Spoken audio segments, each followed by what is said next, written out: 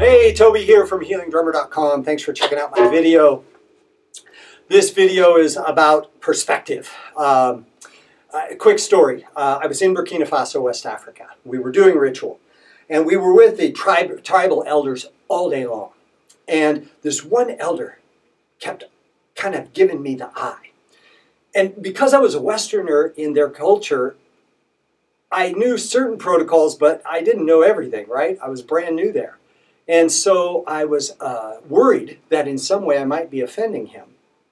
But my host wasn't available for me to check in to see if there was something I might be doing wrong. And so I just kind of followed his lead. Finally, my host got cleared up, and he comes over. He says, "How you doing?" I said, "Malidoma, that guy over there, that big tall guy, he keeps looking at me funny, and I'm not sure if I'm doing something wrong or what." So he went over and talked to him and came back and said, "No problem." He said, "Everything will get settled tonight. We're going to drum." And apparently this guy was asking about me for some reason. And Malidoma wouldn't tell me what it's about. So anyway, we get back to the village, night falls, the fire starts, and Malidoma brings out some drums. And it was so cool because we started drumming. I'm looking at a picture right now hanging on my wall of me that night with next to Malidoma, drumming in the desert. And after the drumming, and it was so cool because these elders who could barely move during the day were jumping around like children when the drumming started. It was just like magic. Afterwards, Gunin, the elder we'd been exchanging eye contact all day, comes over and starts scratching on my skin, on my forearm. And I got worried because I'm like, oh my God, are they going to do like a scarification ritual or branding of some sort? I'm not really up for that.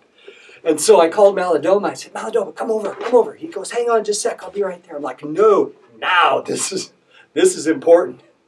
So he comes over and starts talking to Gunin. And I have no idea what they're saying, right? To me, it just sounds like gibberish. And all of a sudden, Malidoma bursts out laughing. Well, that doesn't help me at all because we were kind of teasing buddies, right? So if they were going to do scarification, Malidoma would think that would be hilarious for me to go through some kind of radical ritual there. So I had to get clarification. I'm like, all right, what is up? And he said, "Don't worry, it's nothing bad.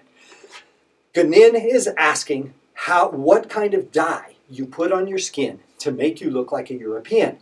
And it was difficult for me to convince him that you really are a European.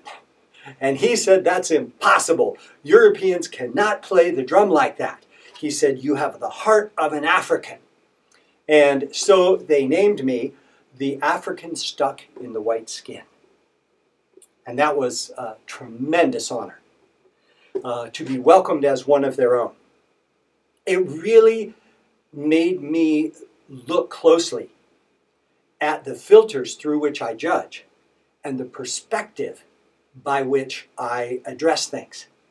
And I will forever be grateful, not only for the welcoming, but for the lesson of maybe before I make a judgment,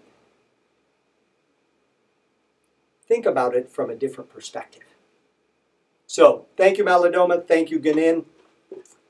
Everybody, have a great day. And before you judge, find another perspective.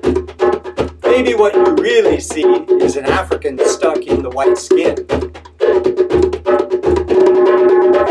Not everything is as it appears. Have a great day.